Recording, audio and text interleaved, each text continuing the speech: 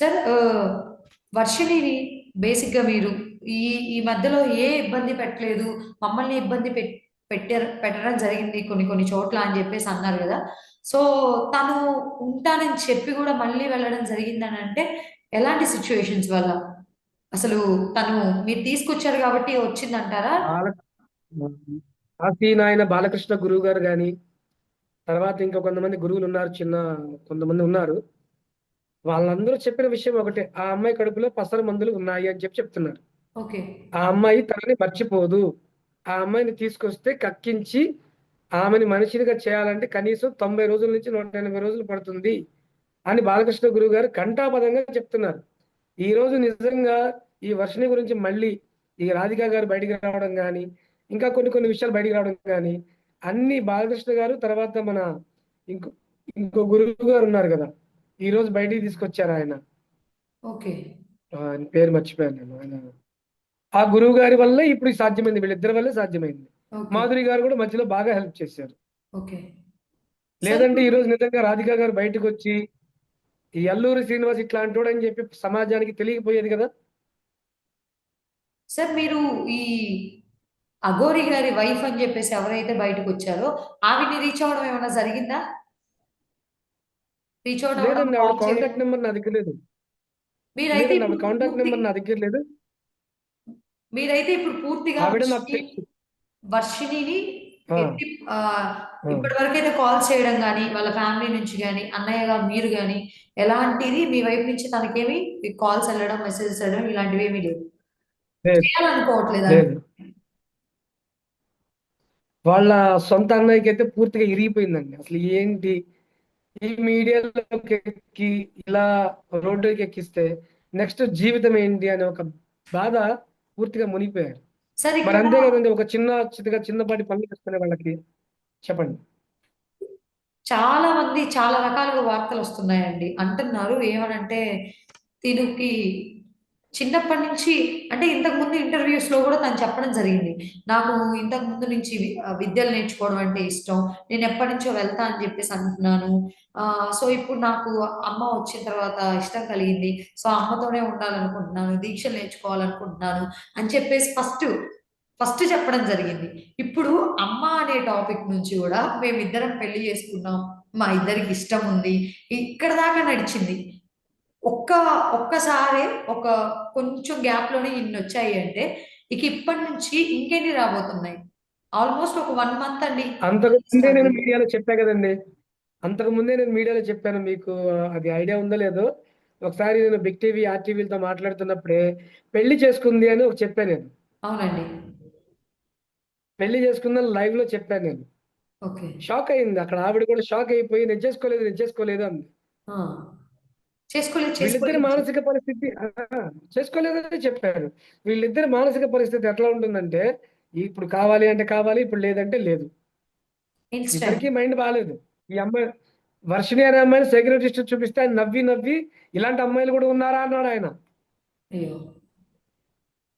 Psychiatrist అంటేనండి ఆత్మహత్య చేసుకుందాం అనుకున్న వ్యక్తిని కూడా మార్చగల కెపాసిటీ భగవంతుడి తర్వాత భగవంతుడు సైకియాట్రిస్ట్. అవునండి. సార్ నేను ఇప్పుడు లైవ్‌లో చూసాను ఆయన్ని. నాకు చిన్నప్పటి నుంచి ఆయన తెలుసు. మీరు ఇంటికి ఎలాంటి ఆ చెప్పండి. రూమ్‌కి ఎలాంటి డోర్స్ లేవు. నార్మల్ రూమ్ అని చెప్పేసి అని చెప్తున్నారు.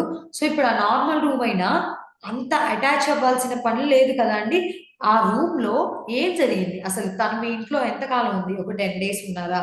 ఆ 10 డేస్‌లో వాళ్ళిద్దరు అంత క్లోజ్ అవ్వాల్సిన సిట్యుయేషన్స్ ఎక్కడి నుంచొచ్చాయి? ఎందుకు అంత క్లోజ్ అయ్యారు? అసలు ఏం జరిగుంటదని ఆలోచిస్తున్నారు మీరు? అసలు ఆ ఇంట్లో ఏం జరిగిందో కూడా నాకు పూర్తిగా తెలీదండి. ఎందుకంటే నేనక్కడ ఉండను. ఓకే. నేనక్కడ ఉండను. ఏదో ఒక టైంలో వెళ్తాను, వచ్చేస్తాను.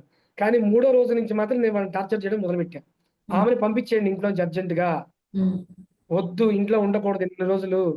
మనకి సమస్యలొస్తాయి. చుట్టుపక్కల వాళ్ళైనా, పోలీసుల వాళ్ళైనా, సంఘం నుంచి అయినా. ఓకే. మనకి బాధ్యత ఉంది కాబట్టి ఇది తప్పు పంపించేయండి అని చెప్పి పోరాడితే ఆవిడ ఆరో రోజో, ఏడో రోజో బయలుదేరి ఎళ్ళిపోయిందండి. ఆ! అప్పుడు కూడా మూతి ఇట్లా పెట్టుకొని, అలా పెట్టుకొని నాటకాలు ఆడుకుంటూ బయటికెళ్ళింది. హ్మ్. వర్షిణి వాళ్ళ ఇంట్లో కూడా వర్షిణిని ఇన్‌ఫ్లుయెన్స్ చేసింది. వాళ్ళ అమ్మని కొద్దిగా గొప్పో లైట్‌గా చేసింది. వాళ్ళ అమ్మ కూడా ఇప్పుడు బయటకొచ్చేసింది. ఎప్పుడో స్టార్టప్‌లోనే. ఒక వారం రోజుల్లోనే ఆవిడ కూడా ఇన్‌ఫ్లుయెన్స్ చేయబడింది. అయ్యో! తర్వాత ఆవిడ కూడా బయటకు వచ్చేసింది. వాళ్ళ నాన్న నిజాయితీపరుడు, వాళ్ళ అన్నయ్య నిజాయితీ.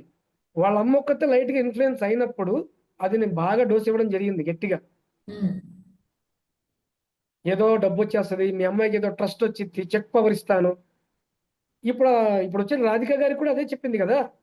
అందరికి ఒకటే స్టోరీ. తాళి కడితే ఎవరికీ పవరొస్తదని తేడా చెప్పారా? లేదు. ఆ! తను తాళి కడితే పవరొస్తది అని చెప్పేసి చెప్పారా? తాళి కడితే కాదండి. ఒక ట్రస్ట్ పెడతాను. చెక్ పవర్ మీ శ్రీవర్షినికే ఇస్తాను. ఆ! దానిలో ఎన్ని లక్షలు పడినా నువ్వే వాడుకో అని వాళ్ళ అమ్మకి చెప్పిందంట. అయ్యో! ఈ విషయం గూడా నాకు తెలీదు. ఆ! నాకు రీసెంట్‌గా ఆవిడ ఒక ఇంటర్వ్యూలో మాట్లాడుతున్నప్పుడు నేను గూడా అలా చూస్తా ఉన్నా. చెక్ పవర్ అనే మాట మాట్లాడిందంట. అసలు చెక్ పవర్ అనే విషయం గూడా నాకు తెలీదు. ఆవిడెలా నమ్మారండి? సొంత కూతురికి ఆవిడకి ఏం చదువెక్కడుందండి జరుగుతది? ఆవిడకి? ఆవిడకి చదువెక్కడుంది? ఇన్‌ఫ్లూయెన్స్ చేసింది నీకేం గాదు. నేనున్నా గదా! నీకు తాడేపల్లిలో ఇల్లు కొనిపెడతా. ఇలాంటియన్నీ చెప్తే ఏ తల్లిదండ్రులు గాదు. ఈ మొక్కతే అయిందిక్కడ. వాళ్ళ నాన్న రక్తం వచ్చేలా కొట్టాడు ఈమెని. అయ్యో! పోలీస్ స్టేషన్‌కెళ్ళి కేస్ కూడా పెట్టింది. ఆ రోజు వైట్ పేపర్ మీద రాసొచ్చింది ఎళ్లి. ఓకే. నన్ను కొట్టారు మా ఇంట్లో అని. మనం మాట్లాడుకుంటున్నట్టుగా వర్షిని గురించి కొన్ని సందేహాలున్నాయి సార్. చిన్నప్పటి నుంచి దేవుడు ఆరాధన, దేవుడు భక్తి, దేవుడు ఇలాంటివి చేయాలనుకున్నాను. ఇప్పుడు ఛాన్స్ వచ్చింది కాబట్టి నాకు ఆవిడ వచ్చారు, నాకు నచ్చారు. అందుకే నేను పూజ కోసం వెళ్తున్నాను. నేను పూజలు నేర్చుకుంటానని చెప్పడం వినడం మనం చూసాం.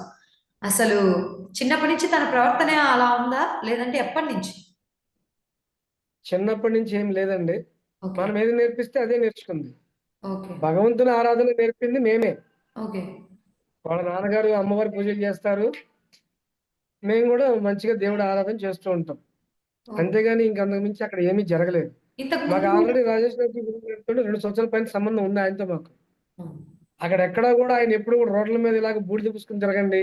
ఇలా చేయండి, అలా చేయండి అని ఎప్పుడు చెప్పలా. సమాజంలో ఉన్నతంగా బతకండి, నలుగురికి ఉపయోగపడండి అని నేను మాకు నేర్పించాడాయన. ఇలాగ దొరికిందన్నల్లా పెళ్లి చేసుకోండి, లేపుకుపోండి, కారులో తిరగండి, టోల్ గేట్లు కట్టమాకండి, పోలీసులు కొట్టండి, మీడియా వాళ్ళ కాళ్ళు ఇరగ్గొట్టండి. ఇలా ఎప్పుడు ఆయన మాకేం నేర్పించలా. మర్యాద, గౌరవం నేర్పించాడాయన. కానీ వీళ్ళేం చేశారు? వీళ్ళ నేర్పించేది అఘోరతత్వాన్ని. అఘోరి అంటే ఏంటో తెలీదు. సనాతన ధర్మం మీనింగ్ తెలీదు. ఒక అమ్మాయి అంటే మీనింగ్ చెప్పమంటే దానికి తెలీదు. అబ్బాయి అంటే ఏంటో కూడా తెలీదు. సహజంగా ఉండే ఏ పదానికి ఉచ్చారణ చేత కాదు. కేవలం నేను సనాతన ధర్మం కాపాడుతా, ఆడపిల్లలు కాపాడుతా. దొరికిన దానిలో ఎత్తుకుపోతా, పెళ్లి చేసుకుంటా. ఇదే గోల. ఒకసారి నా కారులో తాళిబొట్లు దొరికినాయి ఒక కట్ట. కట్ట. దొరికితే అడిగాను నేను, "ఏంటి ఇవన్నీ" అని. "ఇన్ని తాళిబొట్లు ఉన్నాయేంటి" అని. ఈరోజు చూపించిన ఆ తాళిబొట్టు కూడా అందులోదే. ఆ పసుపు కొమ్ము చూసి చెప్పగలుగుతాను నేను. ఆ మోడల్ డిజైన్ చెప్పగలుగుతా. అన్నీ ఒకేలాగున్నాయి ఆ కొమ్ములన్నీ. అడిగితే నేను అదేంటి ఫ్రీ మ్యారేజెస్ అంటే ఉచితంగా వివాహాలు నేనే డబ్బులను చేపిస్తాను నాన్న. అయ్యా తాళిబొట్లు అంది. నాకర్థమైందేంటంటే కనిపించిన దానిలో తాళి కట్టుకుంటూ పోతుందని చెప్పి నాకిప్పుడు అర్థమవుతుందది. ఇలా ఎంతమందికి కట్టుంటదండి? ఆ రీసెంట్‌గా కట్టలో నుంచి మీడియాలో తీసి. ఒక సారీ మేడం. ఆ కట్టలో నుండి తీసి, ఆ కట్ట ఖాళీ అయ్యేంత వరకు కడతాదా అండి? అట్లా ఖాళీ అయ్యేదేముంది కట్టుకుంటూ పోయిద్ది. అడిగేవాళ్ళు లేనంత కాలం కట్టుకుంటూ పోయిద్ది. కట్టించుకునే వాళ్ళు? ఈరోజు నిజంగా ఈరోజు నిజంగా ఈ గురువుగారు ఇలాంటిది బయట పెట్టకపోతే ఇంకా ఎంతమంది ఆడపిల్లలయ్యేవాళ్ళు? సార్ మరి కట్టించుకునే వాళ్ళ పరిస్థితేంటి? ఏం చెప్తామండి? వాళ్ళ నిజంగా బుద్ధేమవుతుంది? అన్నీ ఉన్న అబ్బాయికి పెళ్ళే కావట్లేదు ఈ రోజుల్లో. ఆ! ఏమీ లేనోడికి ఇంతమంది గర్ల్ ఫ్రెండ్సా? పెళ్ళిళ్ళా?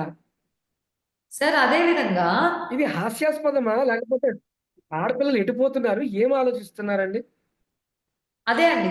ఇప్పుడు ఏమి తెలియని వయసు, ఏమి తెలియని వాళ్ళు ఒక 15 14 లేకపోతే అంటే ఏమో అనుకోవచ్చు. ఇప్పుడు మనం వర్షిణినే తీసుకుంటే 24 ఏళ్ళు ఆల్‌మోస్ట్ బీటెక్ సెకండ్ ఇయర్ అంటున్నారు. తెలియని అమ్మాయి కాదు గదా! అసలు ఆ అమ్మాయి ఎలా పడింది ఆవిడ ముసుగులో? ఈ విషయాన్ని నేను మొన్నొచ్చినప్పుడు అడిగానండి. ఆ! ఏంటిది నువ్వు తెలిసి చేస్తున్నావు 23 ఏళ్ళు నేను మేజర్. ఇదే గోల. హ్మ్. నేను గూడా అందుకనే అదే మేజరే పట్టుకొని ఓ 2 గంటలు బాగా ఆ మాటే అన్నాం మేము గూడా. "ఏవండీ మేజర్ గారు అన్నం తింటారా? మేజర్ గారు మంచినీళ్ళు తాగుతారా?" అలా.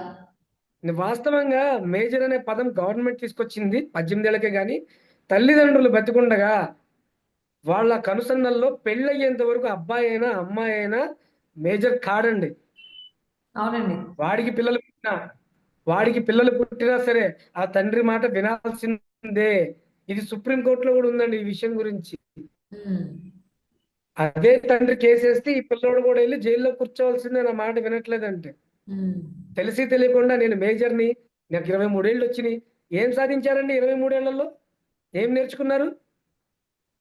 భూమి చుట్టుకొలత చెప్పగలిగిద్దా? 23 ఏళ్ళు బీటెక్ సెకండ్ ఇయర్. పూర్తిగా ఇంగ్లీష్ మాట్లాడగలిగిద్దా? బయటికెళ్ళి బతకడానికి ఎవరికైనా శక్తి ఉంటుంది. కానీ నాలెడ్జ్ అనేది రాదు. అది ఎంత నేర్చుకున్నా తరగనిది. ఇది వీళ్ళకి అర్థం కాదు. చెప్పినా కూడా తెలీదు.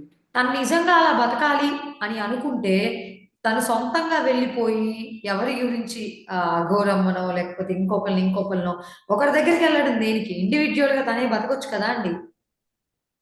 నేను అదే అడిగానండి పోయినసారి. ఇండివిడ్యువల్‌గా బతుకు. నేను ఇంకో మాట కూడా అన్నానండి. ఏమనుకోకండి. ఇప్పుడు ఇంత గొడవలు జరిగినియి గదా! నువ్వు అంటే తెలియనోళ్ళు లేరు గదా! ఇప్పుడు ఢిల్లీలో గాని కొంతమంది పంజాబ్‌లో కూడా నేను చూసా. బీటెక్ అమ్మాయి పానీపూరి బండి పెట్టుకుందక్కడ. ఒక అమ్మాయి బ్రెడ్ ఆమ్లెట్ అమ్ముతుంది. వీళ్ళందరూ చదువుకున్న వాళ్ళే. వీళ్ళందరూ ఏమన్నారంటే, "మాకు ఉద్యోగాలు రాలేదు. మా కాళ్ళ మీద మేము నిలబడతాము. మా బతుకు మేము బతుకుతాం" అని చెప్పి వాళ్ళు మీడియాలో చెప్పారు. అవును. అదే పని నువ్వు కూడా తప్పేముంది చెయ్యి. పని జేసుకోవడం? అదే పని నువ్వు కూడా చెయ్యి. అదే పని నువ్వు కూడా చెయ్యి. ఇప్పుడు అదే పని మీరు కూడా చేస్తే నీకు కూడా మంచి ఆదాయం వస్తుంది. బతకడానికి బావుంటుంది. నీ తల్లిదండ్రులను చూసుకోవచ్చు అని చెప్పి నేను ఒక మంచి సలహా కూడా చెప్పా. ఇది తప్పనుకుంటారో, రైట్ అనుకుంటారో తప్పైతే నన్ను క్షమించండి. నేనైతే బతకడానికి ఒక మార్గం చెప్పా. కానీ ఆ అమ్మాయి ఏముందంటే, "అవునా! పానీపూరియా? పానీపూరి ఇంకేదైనా పెట్టుకో. ఒక్క నిమిషం. ప్రజలు నిన్ను సపోర్ట్ చేస్తారు. తప్పు తెలుసుకున్నావు, బయటకొస్తున్నావు. నిన్ను ప్రజలు సపోర్ట్ చేస్తారు కదా!" నేను ఇదే అడిగాను అమ్మాయిని. దానికి కూడా తను అగ్రీ అవ్వలేదు. తను ఎంతసేపటికి ఆవిడ చెప్పిన ట్రాన్స్‌లోనే ఉంది. వాళ్ళ అమ్మగారు ఇవాళ ఎంత మారారంటే, ఈమె ఎప్పుడొచ్చిద్దా అని కళ్ళకి కాయలు కాసుకొని ఎదురు చూస్తా ఉంది. ఇప్పుడు గూడా ఏడుస్తానే ఉంది. ఇప్పుడు స్టిల్ ఇందాక మీతో మాట్లాడే ముందు గూడా మాట్లాడిందని చెప్పాను గదా! ఒక గంట క్రితం, అరగంట క్రితం మాట్లాడింది. సార్ ఇప్పుడు మీరన్ని చెప్పారు గదా! తను మేజర్‌ని ఇన్ని పాయింట్స్ మాట్లాడే కన్నా నిజంగా మీరు చెప్పినట్టు నిజంగా మేజరే అయ్యుంటే, తనకు ఆలోచించేంత శక్తి ఉంటే, పని జేసుకొని బతకడం తప్పేం గాదు గదండీ! అది పానీపూరి అయినా, తప్పేం కాదు బ్రెడ్ కదండీ! ఆమ్లెట్ ఏదో అయినా ఒక పని చేసుకొని తప్పేముందండి? అదే కదా! ఇప్పుడు ఇప్పుడు చదువు అవ్వలేదు. అఘోరమ్మ అన్నం ఆ! పెడితేనే తినాల్సొస్తున్న సిట్యుయేషన్ గదా! మరంతే గదా! అఘోరమ్మ దగ్గర గూడా మీరు మరి అడుక్కొని తిన్నట్టేగా? అయ్యుండొచ్చు. ఒకరి దగ్గర అడిగేదేముందండి? ఆమె అడుక్కొని తింటుంది రోడ్ల మీద. వాడు 50, వాడు 100 ఇస్తే ఆమె అడుక్కొని తింటుంది. ఈమేం చేస్తుంది? అదే అడుక్కోవడమే గదా! అడుక్కున్నాలని షేరింగ్ చేసుకుంటుంది. హ్మ్. ఈ బతుకెందుకండి? అసలు అఘోరి అంటే అడుక్కోవడం కాదండి. అవునండి. అఘోరి అంటే అడుక్కోవడము, వాడిచ్చింది, వీడిచ్చింది తీసుకోవడము అఘోరి తత్వంలో లేదు. అవునండి. దొరికింది తింటారాయన. అఘోరి డబ్బు ముట్టుకోడు. ఒంటి మీద గుడ్డ గూడా ఒక గుడ్డే ఉంటుంది. అదే లేడీస్ అయితే సింగిల్ వస్త్రం పైనుంచి కింద వరకు ఉంటుంది. హ్మ్. చాలా మంది అఘోరీలు నేను చూసాను. మా గురువుగారి దగ్గర ఉన్నప్పుడు ముంబైలో చూసాను. ఢిల్లీలో చూసాను. పంజాబ్‌లో చూసాను కొంతమందిని. వాళ్ళందరూ డాక్టర్, సైంటిస్ట్ పెద్ద పెద్ద పొజిషన్స్‌లో ఉన్నారు వాళ్ళంతా. హ్మ్. వాళ్ళందరూ ఏకవస్త్రధారులే బతుకుతారండి వాళ్ళు. ముంబైలో ఒక డాక్టర్ ఉందండి. ఆవిడ గూడా అఘోరినే. నాకు పేరు గుర్తులేదు. తను ఏకవస్త్రధారి. ఒకటే వస్త్రం ఉంటుందండి ఒంటి మీద. రోజుకొక్కసారే అన్నం తింటది. ఎప్పుడు సాధనలోనే ఉంటది. రోజుకి 6 గంటలు మాత్రమే నిద్రపోతది. ఉదయాన్నే 4 గంటలకి లెగుస్తది. రాత్రి పూట 12 గంటలకు సాధన చేస్తది. అన్నీ చేస్తారు వాళ్ళు. అసలు మీ అంతేగాని కారేసుకొని రోడ్లెమ్మటి టాయిలెట్‌లకి పోవడాలు, ఎక్కడ పడితే అక్కడ కూర్చోడాలు, వాడిస్తే వీడిస్తే ముష్టెత్తడాలు, వాళ్ళింట్లోకి వీళ్ళింట్లోకెళ్ళి పూజలు చేయడాలు, అఘోరి ఎవరింట్లోకి రాడు.